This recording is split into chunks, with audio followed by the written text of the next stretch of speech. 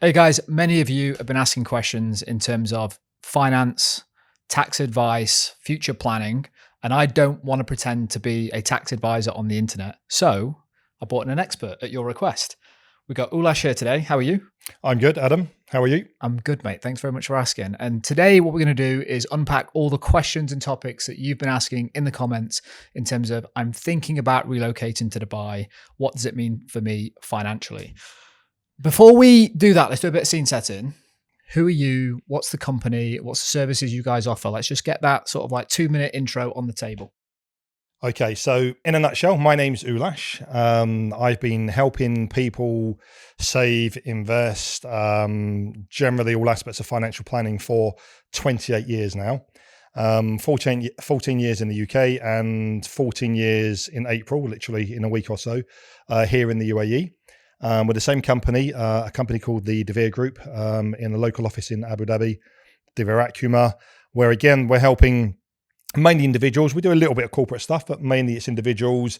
And it can be the most basic of financial plans from somebody who just wants to save a little bit of money for their pension or retirement, or to buy their dream car in 5 or 10 years' time, through to somebody that owns 10 companies. He's got a big family and he wants to carve up his estate, God forbid, in the event of death. So we cover all aspects of financial planning. Perfect.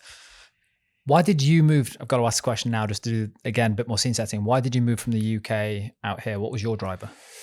Okay, quite a simple reason actually. So a long time ago, I'm not sure if you remember the credit crunch crisis. So end of 2008, start of 2009, I was working for a company in London. We were raising capital for global developers. And a very good friend of mine was also at that company. During the credit crunch crisis, most funding for global construction projects was pulled. Banks weren't lending. Things weren't looking good. So the company essentially just closed down, basically. So we left with a number of options. A very good friend of mine and another lad that was working there actually found out about the deVere Group in Abu Dhabi.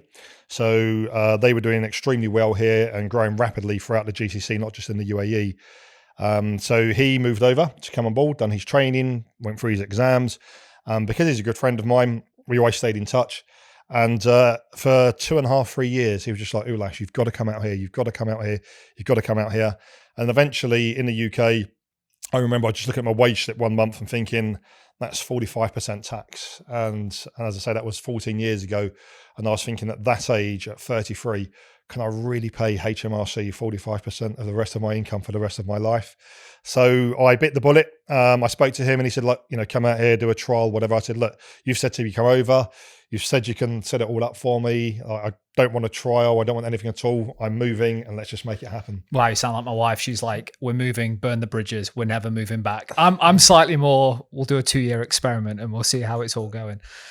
Before we get into like the specific questions around financial planning, what's the key differences, I guess the drivers that you've seen of people moving, I don't know, 14 years ago and wanting to come to like the UAE, to like why people might be moving now? Like what have you seen change in this time? Okay, so that's a really interesting topic actually, because a lot of new people that are coming into the UAE will be coming here, I think, for their own personal reasons, but in the back of my head, and I see it happening, I think mainly for the wrong reasons. And that might sound a bit bizarre, Adam, but let me explain. Today, if you go onto Facebook, TikTok, Instagram, you'll see all the glitz and the glamour of the UAE and actually throughout the GCC. But let's talk about Dubai. That's the main place that everybody wants to go to, come and live for what appears to be the obvious reasons. But to answer your question, what are the main differences? When I first came here, it was a very, very different place. And what I've seen working in the industry that I work in over the last few years, and what I believe will become a big problem for the future, unfortunately, is there are really big changes that I don't think people are paying attention to today, particularly around the life that somebody might live here and whether or not an individual moving here today from wherever it might be, Europe or America, Australia, wherever it might be, I'm not sure if they'll be able to achieve one of the goals or the main drivers that historically people have used to come here, which is generally financially motivated. It's to perhaps reduce their tax liability, to earn a higher income, and ultimately it's for the same reason, right? It's trying to maybe bring your retirement forward or to secure your financial a wealth for the future, whatever it might be. That's changed a lot, Adam. And what I mean, what's driving that? Like, what are the key changes between like now and 14 years ago that makes that slightly more challenging to realize? okay, so the main driver is the number of people that are looking to migrate to the UAE. So 14 years ago, it was very much a market where the companies here would really have to offer pretty solid packages, and those packages may have included a high salary, may have included a 100% of all school fees paid for more than one child. It could have been 2, 3 children. Really good insurance and health packages. In some cases, 2 or 3 holidays home a year. It was very different. Today, I would argue, and actually, again, I'm seeing this factually with new clients that we're speaking to, it's really an employer's market, and it's been that for about 2 years now. And what I mean by that is that employers today have got hundreds of CVs to choose from. So they can get the same skilled labor, the same professional workforce, and they don't have to offer those crazy packages anymore because they've just got so many people competing for the same job. So I think concerns for the future about people who are coming here for the underlying reason, which I think is always the case, regardless of the sun, the sea, and the fun that you can have, I think it will be very difficult for those people to achieve financially what people were achieving 10, 15, 20 years ago, because the salaries will not be the same. And the cost of living has risen significantly. So I do think people have got to be really careful about the reasons why they come in here and when they're here. It's really easy to get kind of caught up in the glitz and the glamour of the UAE. 100%. I kind of covered it off in a previous conversation, which is I kind of alluded to like Vegas is like the best place in the world to go and lose money if you're a gambler. I think Dubai is like one of the best places in the world to basically chew you up and spit you out unless you come here with a plan. You can get caught up in the millionaire weekend, see the glitz and the glamour, and it will very quickly, if you don't have a plan that we talked about before this, it will chew you up and spit you out pretty quickly. Yep, definitely. 2 types of people that tend to watch our channel. So you've kind of got predominantly families, because the reason we made this channel was there's loads of stuff that's talking about the millionaire weekend at the top of the palm, but we couldn't find content for us, which is we're a family thinking about moving.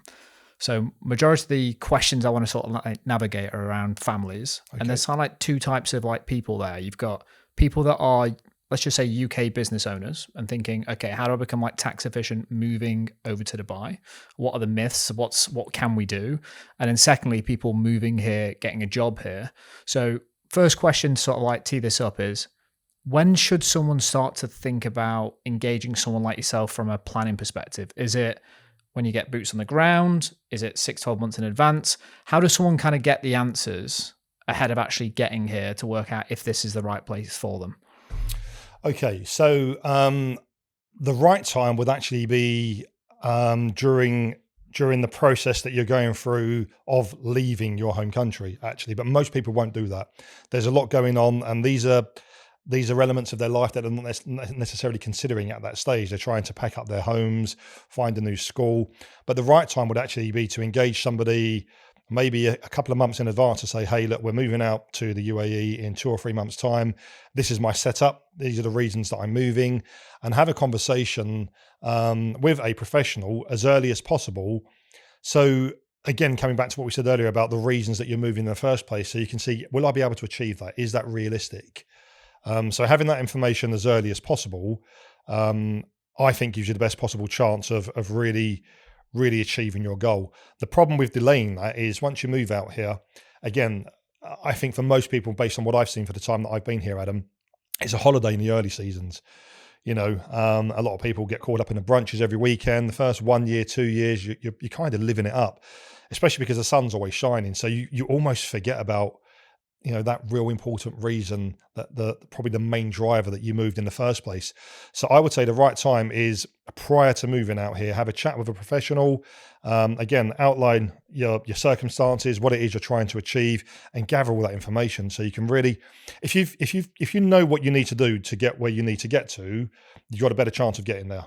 Most people actually have no idea because they don't go through the process. They kind of fear financial services. A lot of people are not prepared to face the reality of their circumstances, and a lot of people aren't in a very strong position.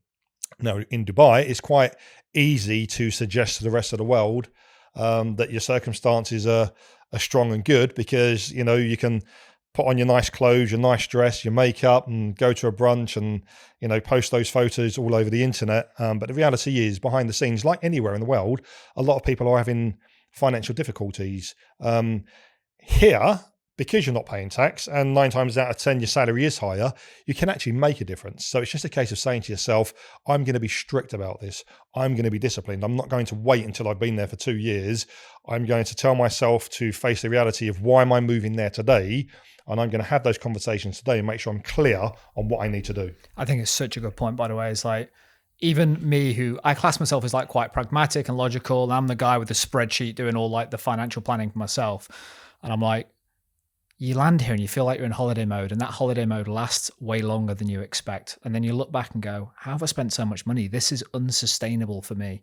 For someone watching this, what's the question that you prompt them to ask themselves now, so they can come into a conversation with someone like you with at least some of their answers? Like, when you first engage someone, let's just say you could sit with one of the listeners right now who's saying, I'm thinking about moving to Dubai.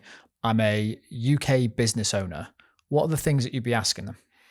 Okay, so firstly, I would request that they are honest with themselves. So, what's the main reason that you are looking to leave the UK? Where might you see yourself in the future? What do you want to get out of this journey? So, if you were moving to the UAE for 2 years, 5 years, 10 years, whatever their plan may be, where can they see themselves at the end of that journey? What do they actually want to really achieve? And then we can work out how we can get there. I'm very comfortable, and a lot of people aren't, but I'm very comfortable having the difficult conversations around, what steps have you taken so far? If you haven't taken any steps, why not? Why haven't you done anything? Why do you have a membership for 2 golf clubs, but you've not insured yourself to make sure your wife and your children are protected? Why are you driving a car where you're paying an interest rate of 7% monthly on payments or via your credit card when you've got $15,000 in the bank? Whatever it might be. So I think it's important to ask yourself, not necessarily to have a professional ask you those questions. I think the starting point is you need to ask those questions to yourself. You've got to be very, very truthful and transparent with yourself. Why am I doing this? Where do I stand? Mm-hmm. Shifting gears slightly, UK business owner moves over here with their family. You always get this, it's tax-free. I can run a business in the UK and I can save all the tax and invoice that, basically create a vehicle to make it tax efficient. What's the right way to think about this and go about it? And maybe share, and again, fully aware that you've got to give the advice as best as you can here, but maybe share what most people do, or at least the correct way to think about this, because I think there's a myth here that probably needs to get busted up a little bit. How does someone as a UK business owner get really tax efficient if they're moving to Dubai? Yeah. Okay. So I know the myth because we talk about it daily in the office. So I can't comment on every country. You've mentioned the UK, so let's talk about the UK. In the UK, the tax system, it can be a little bit difficult to navigate, but generally things work out to be very black and white. So in the scenario that you've described, if somebody's moving outside of the UK, here to the UAE, for example, if they have an operation in the UK that's generating revenue in the UK, so referred to as UK derived income, that's taxable in the UK. So they should hold up their hands and disclose that to HMRC.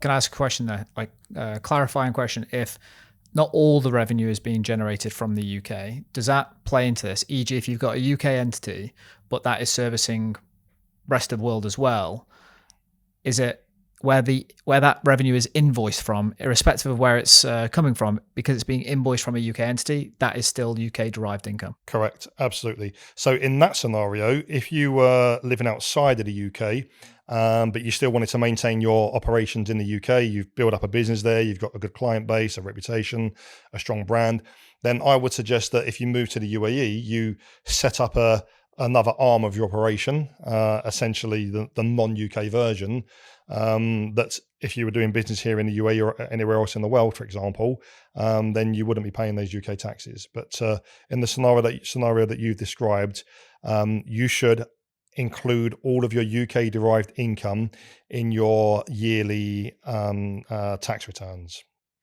Most people don't do that. I'm happy to have a very transparent and open conversation. Most people are not doing that. And I would actually go as far as to say most people probably wouldn't get caught.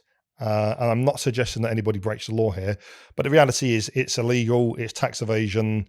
So, if the individual's happy, comfortable doing that, then that's obviously down to themselves. But yeah, to answer your question in black and white, if you're here in the UAE, you've got a business in the UK, if it's UK generated income or from your UK office, you're invoicing non-UK clients, because it's been invoiced via the UK operation, it's still considered UK derived income, and it should be therefore disclosed and subject to UK income tax. So let's say I've got an agency based in the UK. If I wanted to get more efficient with my tax, what's one way around that? E.g., do I set up a entity over here and then use that as the invoicing vehicle to the clients?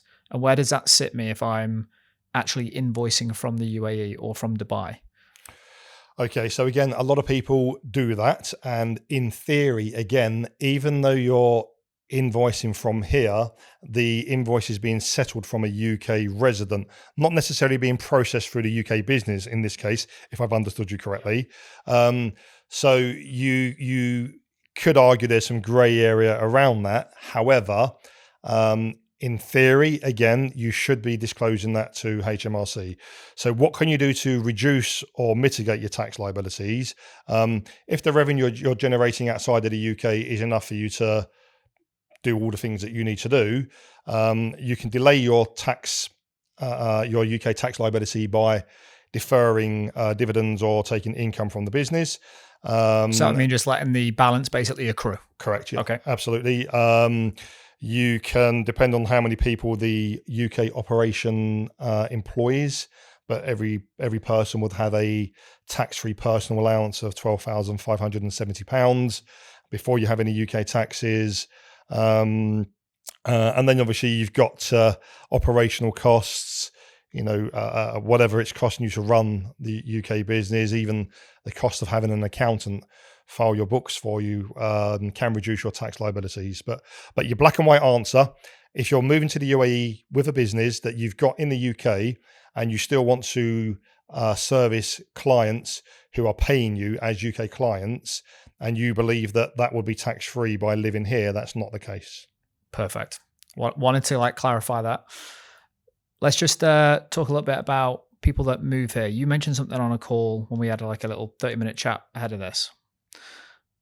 And you put something on the table. I was like, I haven't even thought about that. In the UK, I know, cool. I know how my income works. I know how my pensions work. And I know, okay, I can do some future planning. I haven't once considered, since moving here, any version of future planning. I'm kind of thinking 6-12 months ahead and nothing further. So if me and you're having a conversation and I'm now here, you set up on the payroll, everything's above board and I'm earning some cash here, what advice would you be giving me about how I actually think about my family, insurances, everything, I guess the safety blanket that I need to start considering if I'm going to actually fully lay my roots down here? What's the advice you'd be giving me? Okay, so I think the first thing for anybody is to think about what's in front of them today. Before we think about the future, what's in front of us today? So how stable and secure are we today? Are we all protected? And that could be something as basic as, and again, we touched on this during our conversation, I'm typically in a normal household, the man's working, he's a breadwinner, 2.4 children. So it's making sure that if something happens to the breadwinner, is the wife or the husband and the children taken care of first of all. So if there's not enough money in the background to cover the purchase of a property, to put the children through tertiary education, to pay the mortgage or whatever debts are in the background, the first thing is let's make sure we protect what we've got today. That can be done with something as easy as a life insurance policy. Very, very simple. A lot of people don't do that. They don't look at it seriously. It's crazy. Car insurance we all take because it's a legal requirement. I think it should be the same actually for life insurance. And again, we see the bad side of it. What happens when people don't have insurance and they pass away? So the first step, to answer your question, Adam, is take care of what we've got today. Once that's done, then we have to really think about what do we want for the next 10, 15, 20, 30 years. It's quite difficult for a 30 or even a 40-year-old to think about where they want to be in the future. But again, I think one of the driving factors as the reason you might leave your home country and move to the Middle East is because you're already thinking about your future. You're not happy with where you are today. And you've probably said to yourself, if I stay where I am today, my future is looking bleak. So you've already started the process of considering what might happen in the future. So it's having an idea. So, when you're, whatever, there's no right or wrong answer, by the way. Everybody's plans for the future are different. But, the average person probably will be retiring between 60 and 65. And I say the average person, these are people who are putting plans in place. Some people will work longer, and not necessarily because they want to, because they're fit and healthy and they just don't want to stop working. They actually won't have a choice. So it's thinking about, okay, what will the future look like? Where do you want to be when you're 60 or 65 or 70? Realistically, if your dreams come true, which country would you want to retire to? Where do you think you'll be spending most of your time? Which tax regime might you be dealing with? If your children do really well at school and their grades are really good, would you want to be in a position where you can financially open a door to any university of their choosing because you planned for it, for example? So it's really, again, coming back to what I said earlier, it's really about being honest with yourself and saying, okay, what do my plans look like realistically? If my dreams came true, and then we work back from that to think about, okay, well, how can we help to set you on the right path to hopefully make those dreams come true? But it's just down to really simple planning, and most people don't do it until it's too late. That's the real issue. Why is that? Is that lack of education, or is it because we just don't think it will happen to us? Because you get to see like the full spectrum of it, don't you? Yeah. So I think it's a number of reasons. So you've said a really interesting word there. So education.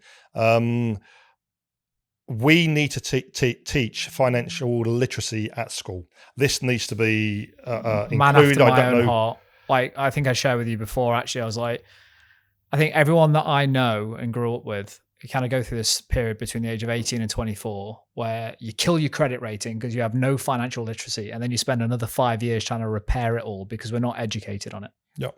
It really could be as basic. Just think about this. If you look at financial planning or saving in a real simplified way, if I gave you two scenarios, A and B, scenario B gets to age 45, thinks, don't have much time until retirement, I need to do something about it. He starts saving whatever he can afford at that time until the day that he wants to retire. 25-year-old, finish uni, if they went to uni, just started their first job or starting out in their career. They're strict and they say to themselves, I'm going to save 15% of my salary every month now until I'm 60. Regardless of where the money's invested, realistically, logically, the younger guy will have a lot more money in the future. So it really is down to being as strict as you can from a young age as possible, which isn't happening because the education side of it is different. So a lot of people will only start to think about this when something happens or when something goes wrong. Coming back to the insurance side of it, we've had situations where clients have passed away and there hasn't been insurance policy. So, the spouse and the children that have been left behind have been in a pretty difficult situation. I recall one of my colleagues had somebody pass away, and they had to. So we all helped within the office. We kind of contributed, but the family didn't have the affordability to fly their deceased partner's body home from the UAE. So a real sad situation. And it does make you think in this industry that why do people have to wait for the extremes to happen before they take action? One of the most common things we see, unfortunately, is actually breast cancer. This is all quite a negative and scary conversation, but it's the realities of financial planning. No, I think it's important to do the scene setting here. It's planning. Yeah. It's the key word. It's by definition, it's planning. So, people generally will only take action when it's either too late or there isn't really enough time left to make a notable difference. Let me pull on one more thread around this topic, and then I want to go into something slightly more practical that people might be waiting to hear some advice on. In the UK, sort of no retirement age, no pensions. How does all of that work here? So in terms of like my pension contributions in the UK, I know what I'm going to get at the end of the day when I hit that retirement age. Does anything like that exist here? Or how would you recommend that we kind of, I guess, build that pot of cash up that when we hit that age, we have got a nest egg that we can lean on? Okay, so things have changed in the UAE over the last 4 or 5 years. So something that exists with pretty much every employer at the moment is something called your end of service benefits. In the UK, we would refer to that as a kind of golden handshake. Typically, they'll give you 1 month's salary for each year that you've been working with that company. Most companies would increase it from 1 month to 1.5 or 2 months after 5 years. And after the 10th year onwards, some companies offer 2 months' salary. It's not a pension, it's a golden handshake. Sorry, but that's only accruing if when you hit retirement age, you're with that same company. So I have to have, let's just say I want to retire at 65. That company. No, it doesn't happen at retirement age. It happens when you leave that company. Oh, So with if you you. started working for a Okay. company today for 3 years, for example, in 3 years' time you leave, they give you the end of service. With you. Okay. Okay, so again, it's like a golden handshake on the way out, not Yep. necessarily a pension. It's just a little lump sum to say thank you for the service that you provided whilst you were employed here. And that's mandatory here. I believe it's mandatory Okay. here. Yeah. So most employers, if not all, will provide that at least. Okay. A lot of companies, I said earlier that things have changed. So in some areas where business takes place, particularly an area in Dubai called the DIFC, you may or may not be familiar with. It's essentially the financial district. A lot of companies in DIFC have guidelines. I don't think it's mandatory, but they have guidelines now to provide something that's akin to a pension. So whilst you're working there, a percentage of your salary is taken every month. And depending on the structure that you have with the company, but fairly similar to the UK, there may be a multiple. The company may multiply it by 1 or 2 times, and they'll also pay into that. Some of those, I believe, are locked away until a certain age, but I believe the majority are fully available to you when you stop working at that company. So the issue that you'll have there is if people are using that or seeing that as a pension, but it's fully available to them in 4 or 5 years' time, then a lot of people will just take that money and misuse it or spend it just because they can. Yeah, it makes sense. What about the person that's not working for a company and they are a business owner? How are you recommending that group of people start to think about building that nest egg? So no different to what they would have been doing back home. So so back home again, you receive your salary via a PAYE structure. Automatically, tax is deducted, national insurance is deducted. So with these individuals, I'd have a tough conversation. Again, coming back to what I said earlier about being disciplined, pay yourself, take a portion of your income, because at some stage we would all like to stop working. That's the reality. And we'd all like to live where we want to live and do all the things that we want to do with no pressure. And those things can be very different. Some people might want to go skiing 3 times a year. I personally just want to be able to have a nice holiday and take my wife to a nice restaurant. I enjoy food, for example. So if we're taking a portion of our salary and we're being strict with that every month, maybe a similar amount to what you would have been paying with tax back home, and you'd have no choice. You might moan about it, but you accept it. It's just fixed. It's rigid. It disappears. So do the same thing here. Pay yourself first. So a company, for example, they've got to pay for their utilities, the upkeep, the operations, their corporate tax liabilities, everything that they need to keep the operation going. If something happened to that business, the creditors, the debtors, the banks, and everybody else in the background, they'll be settled first. All the staff will be paid last. You need to flip the way that works. And you need to see yourself, even if you're an employee, it's a bit of a strange thing to say, as your own kind of business. I'm providing a service to my employer and they're paying me for that. When I get paid, I'm going to pay myself first. Take a portion of that money, whatever it might be, whether it's, most people typically would say around 15%. Save and invest that, put that to a side. If you then spend all the rest of it, it doesn't matter. You're being strict every single month. And the more months you give yourself, the more money you'll have. Again, it's pretty logical and black and white. I love that as a framework. I love the idea of paying yourself first, because I guess whatever money you've got in your bank, most people will find a way to spend it.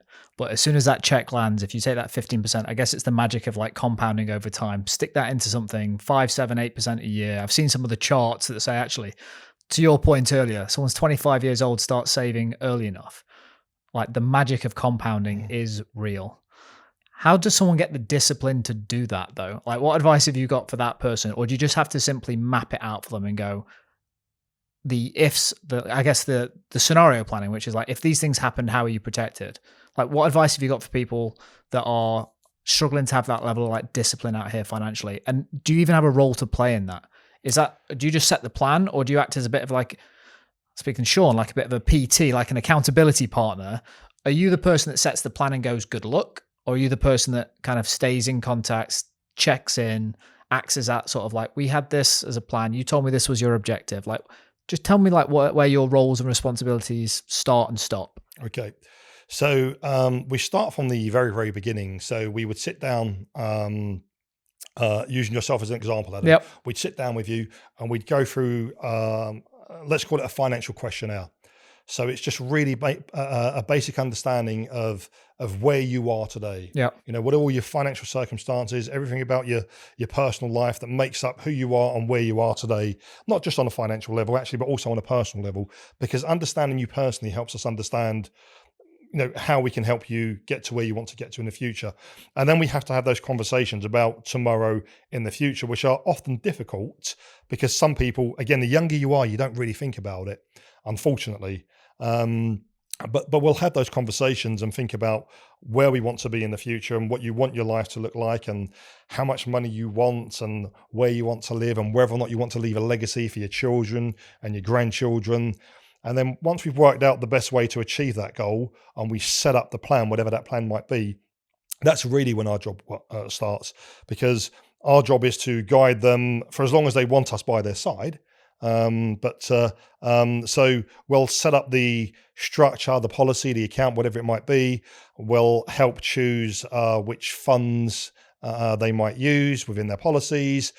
We provide regular reviews. We're always at the end of the phone for updates, for questions, meeting them, phoning them to stay in touch with them throughout the entire journey. Actually, Tough one to maybe answer, but how does someone in your field charge for this service? Fixed fee, percentage of the amount invested? Like, what's the commercial structure that you guys run? So there are a number of different ways. The setup here in the UAE has, over the last 4 or 5 years, changed, and part of it now is following UK models where the advisors might charge an annual advisor fee.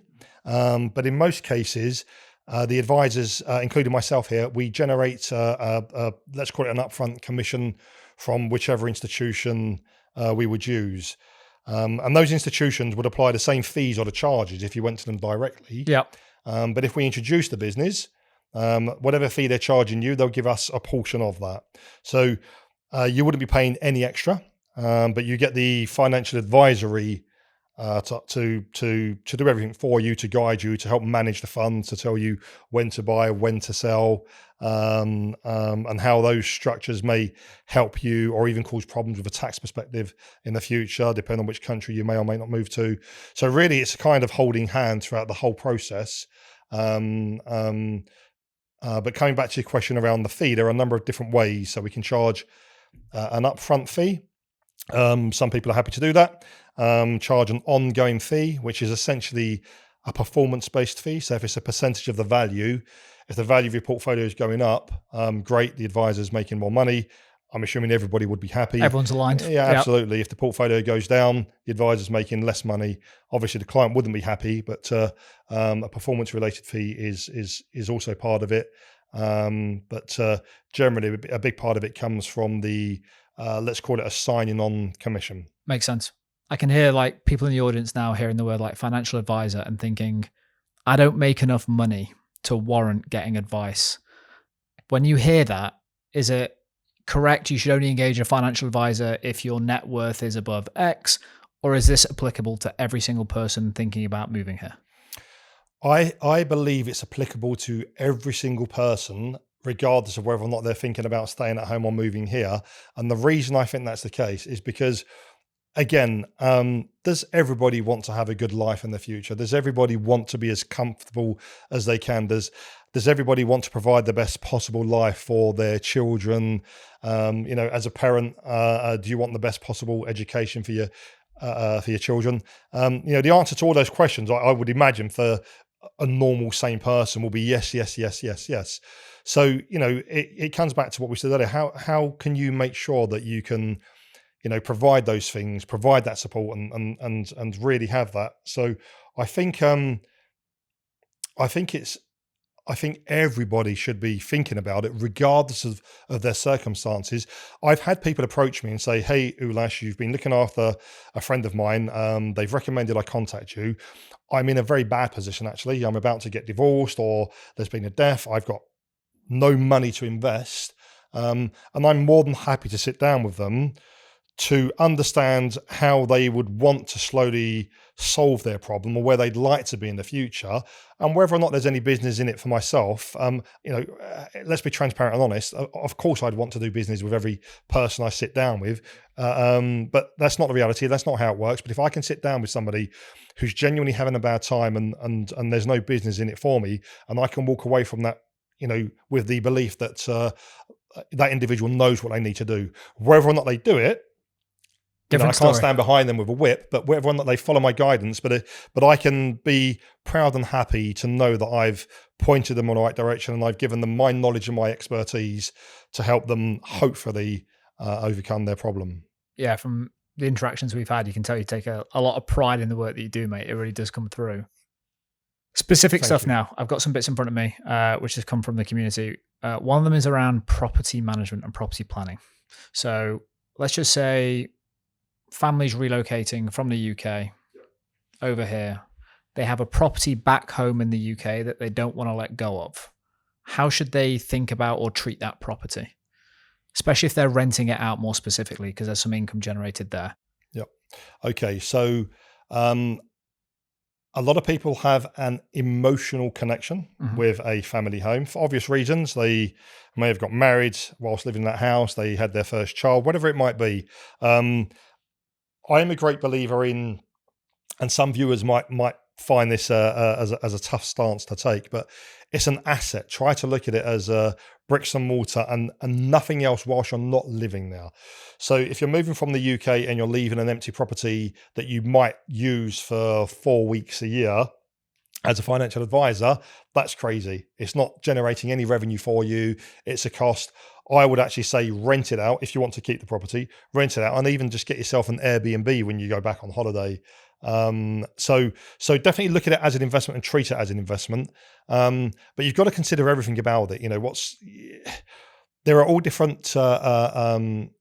So, for example, if you sold a property whilst you were non-resident in the UK, the capital gain liability would be significantly lower than it would be if you sold it when you were back home in the UK. So you've got to say to yourself, am I going to keep this home? Will this be the family home that I'll move back to when we move back to the UK? And depending on what those answers are, maybe have a chat with a professional to work out what's the best thing to do, what would save me money. And then you can make a decision as to whether or not you keep that. But again, a lot of it will come down to, Adam, what's the reason for maintaining that property? If it's just an investment, then you've got to look at all aspects. And what I mean by that is you've got to incorporate all of the variables when it comes to buying or owning a property. And for some reason, when people do investments or anything else, they'll look at everything, and they should, rightly so. Where will the money be invested? What are the tax benefits? What's the fee schedule, etc. But when people buy property as an investment, which happens a lot now, they don't consider the acquisition costs. So, my stamp duties, my legal fees, what's the cost of maintaining that property? If I'm renting it out, I'm probably using a letting agent, an estate agent, whatever you want to call it. And that's typically anywhere from 10, 12 to 15% of the rental income. If I've not been successful with registering an NLR1 form, non-resident landlord form in the UK. What's that? Which that does. You sound like an eye chart to me then when you were saying NL. What? Okay, sorry, what's that form? NRL1. It's a non-resident landlord, which it's not a given for everybody because it's an application process that you go through with HMRC, and if successful, it means that you can generate UK derived income from a rental property and not pay tax. So the process that you have to go through with the application process with HMRC is basically satisfying them that you are not a tax resident in the UK, and that would allow you to receive your rent from your UK property tax-free. What are the variables that play into that in terms of whether you are defined or deemed as a tax resident or not? So there's a big thick guide on essentially what you have to go through for you to be determined non-resident or resident for tax purposes, which normally fits under the SRT, which is your statutory residence test. So normally most tax regimes would look for a number of ways to try to connect you to the country for the purpose of being able to tax you actually. So it depends on how many ties or how many connections you have, and there'll be a whole rafter of questions. And it could be, do you have a family home that you can use at any time? I've seen some residency tests for some countries where they'll say, do you maintain a gym membership? Are you a member of a golf course? Do you have any subscriptions to any monthly magazines? Oh, wow. Okay. So it'll be very difficult for me to give a general overhaul on this. The individuals would really have to go through who supports the individual with that test though. If someone's back home in the UK thinking, actually, I want to be able to separate myself here, I would need to get sort of, I don't know, HMRC pre-approval or something that sort of says, cool, this criteria means if you move, you are deemed as a non-resident and not taxable. Is that something you do or something they should get done at home by a UK contact before they make the move? So it's something that we can assist with. Absolutely. So in most cases, if you really wanted to simplify this down for your audience, certainly for the UK, in most cases, if you live outside the UK for over 6 months each year, then you would be considered non-tax resident for your income here or non-UK income, for example. That's probably the easiest starting point. So if you came here today to the Middle East and you lived here for over 6 months, you would have essentially become non-resident. Now, there are a couple of caveats to that. If you go back within the same tax year that you left the UK, then you could be liable for any income that you generated outside of the UK, unless you were able to successfully apply for what they call a UK split tax year. Okay.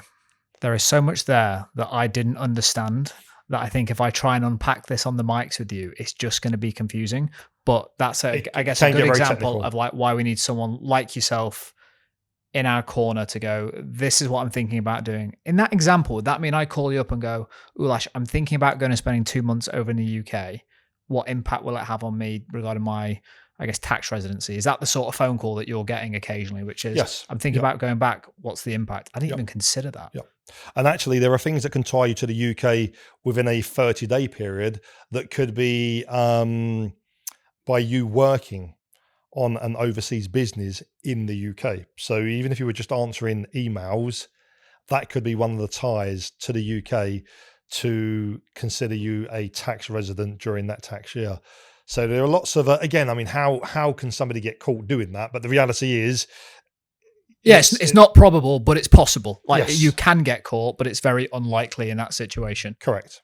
Ulas, while I've got you, I want to try and extract as much info as I can out of you. Across all the conversations you have, what are the biggest mistakes that you see people make in their first 6 to 12 months living here that if they'd spent time with someone like you are avoidable? Okay. So as we mentioned earlier, and I can kind of understand why people do this, you know, it's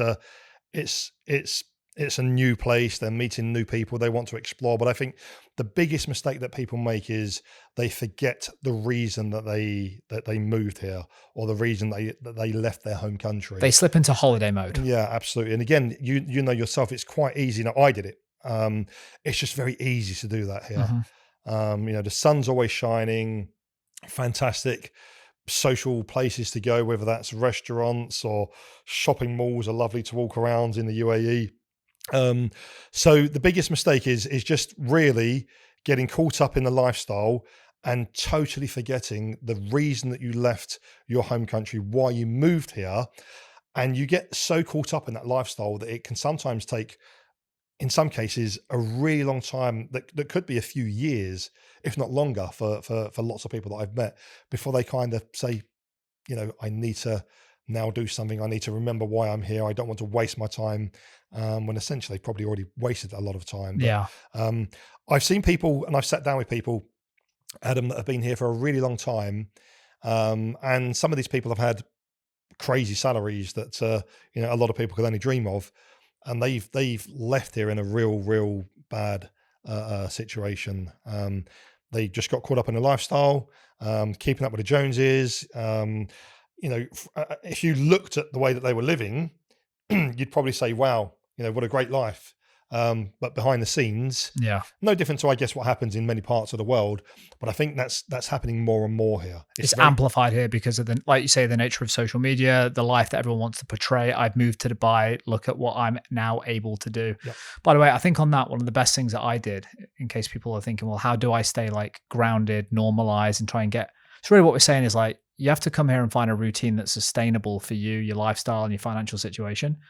I went and found people like my tribe. I went to like the rugby club for people that have been here 15, 20 years and hung out with people that aren't trying to live like the lifestyle on the top of the palm, and surrounding yourself with people like that, I think was the quickest way for me to like immerse and go, okay, this is how like normal people live here, and they've made it work. It's been sustainable. They've been here 20 years. And if I want to try and do it too, I can probably just take some learnings from those people. 100%. Yeah, makes sense.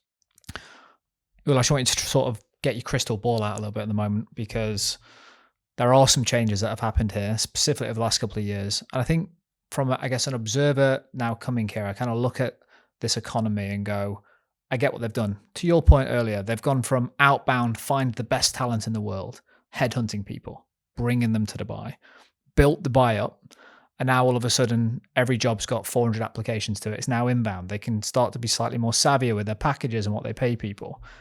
I also look at it and go, how sustainable is it to basically charge zero income tax? And there's a small shift now with the corporation tax. What do you think this place looks like over the next 5, 10, 15 years, if you had to have an absolute guess of like from a tax perspective? Interesting question. So the big changes over the past 4 or 5 years,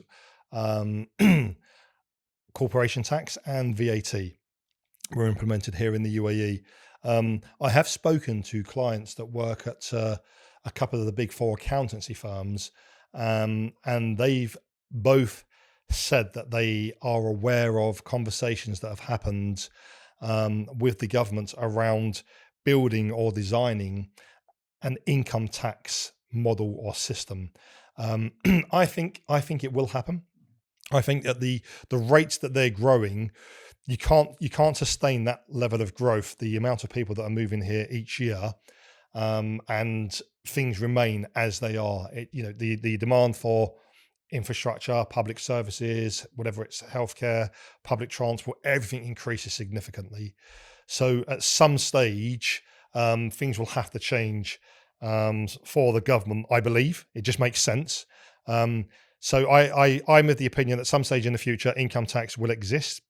But I believe it will be on a tiered system similar to the UK. So there'll be a personal allowance. I would guess that up to a certain amount, you'll pay no tax.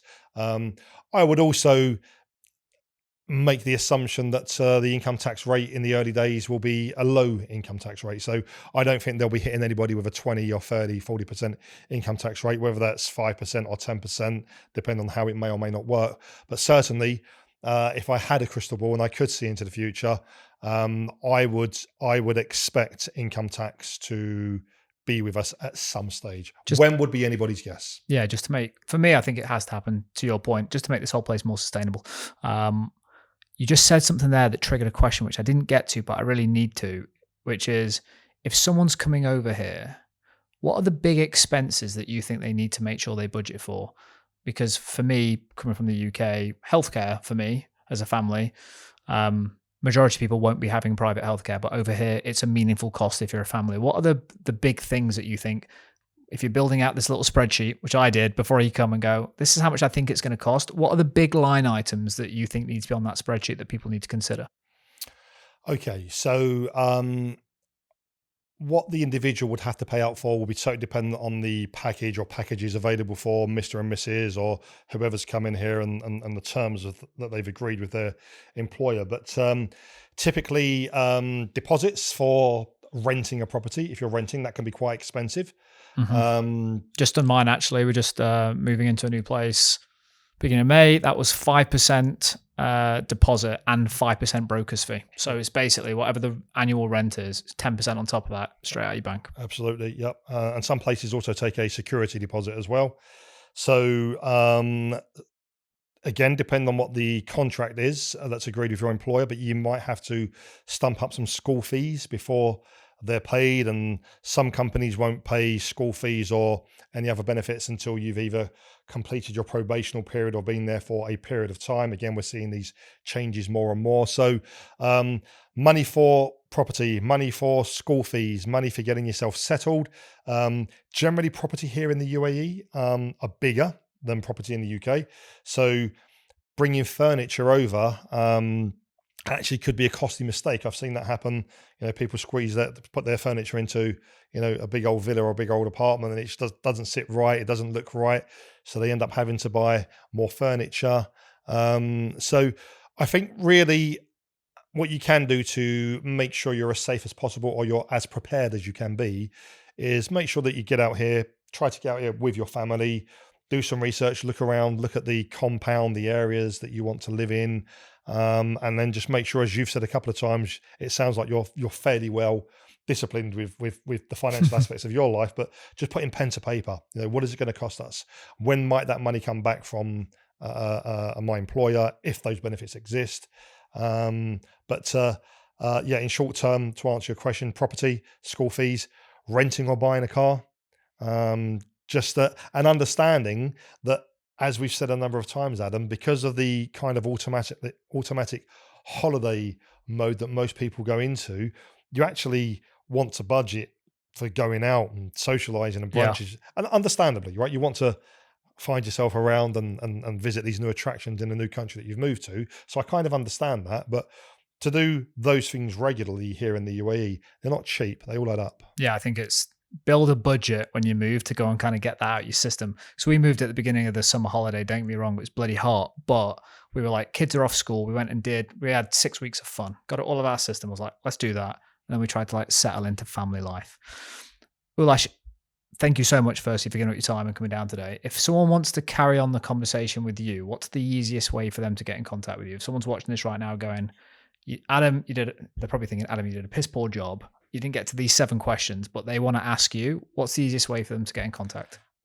So they can contact me on LinkedIn if they want to. I'll put the link in the description. Yeah. Okay. And they can contact me directly on my email address or phone number, which you can also add as a link in the description if you're happy to do that. But perfect. Whether it's a general question about any aspects of living here, about my own experiences, whether it's related to tax or financial planning, they can reach out to me. Whether or not there's any business, it's irrelevant. If I can help somebody, I'm more than happy to do that. Ulas, you're a gentleman. Thanks so much for coming out today. Thank you. Cheers, mate. Thank you.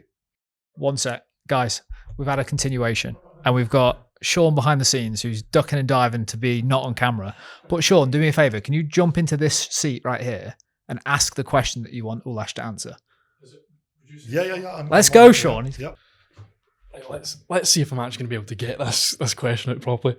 Right, so Ulas, we obviously have a big part in our job, which is to reduce tax liabilities for residents of the UAE that are, say, British or whatever country. It could be Australia, it could be South African, but typically it's Brits, Australians and South Africans. I'm assuming the audience is predominantly British. And again, I know the answer to this question, but I'm going to ask you anyway. Obviously, we have a tax-free income when we generate income here in the UAE. But are there any other tax advantages when you potentially go back to the UK, or if, say, family are going back to the UK? Is there any other benefits for a British citizen that is in the UAE?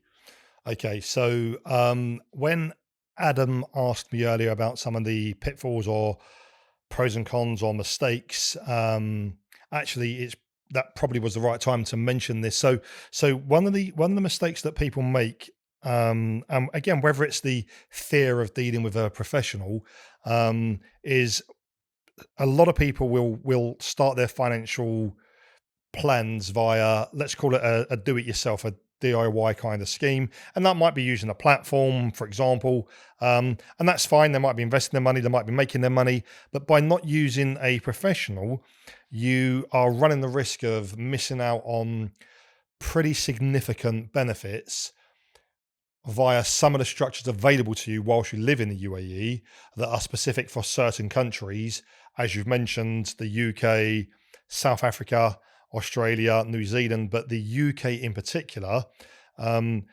without getting too technical about how those features and benefits work today, to answer your question in a real kind of layman's terms, if you set up a vehicle whilst you live in the UAE that's the right vehicle, typically somewhere like the Isle of Man, Guernsey and Jersey, which is kind of under United Kingdom financial services legislation, so no fears or concerns.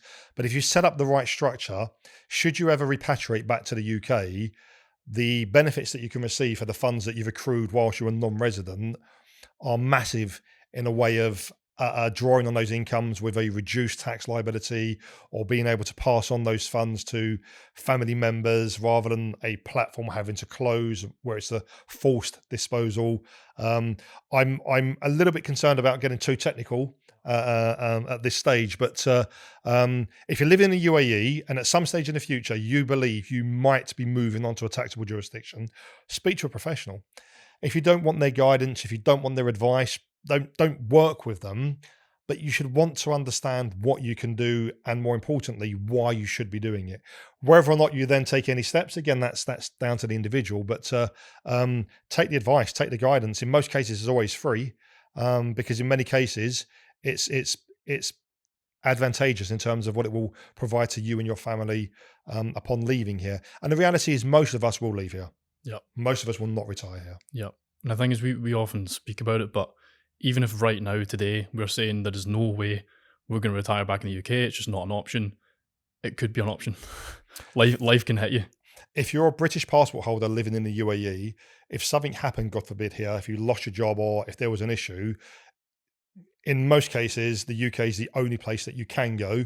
Now, you might go back home and kind of gather your thoughts and think about where to move on into the future. But a British passport holder living in the UAE today, your default country, if the stuff hits the fan, is the UK. You're going home. Again, whether or not you stay there, it depends what happens. But in most cases, prepare for the worst. You know, if things are better, that's great. Yeah, plan for it. Yeah, which is essentially our job. Planning. I think that's me, mate. Sean's probably won the hearts and minds of everyone in the comments, thinking he should have been doing the interview. Sean, thank you so much. Ulas, appreciate you, mate. Sean, appreciate you. Probably not the last time we'll see you on the mics. I can imagine there's lots of questions and comments that will come in, but appreciate your time today, mate. Thank you, Adam. See you, mate.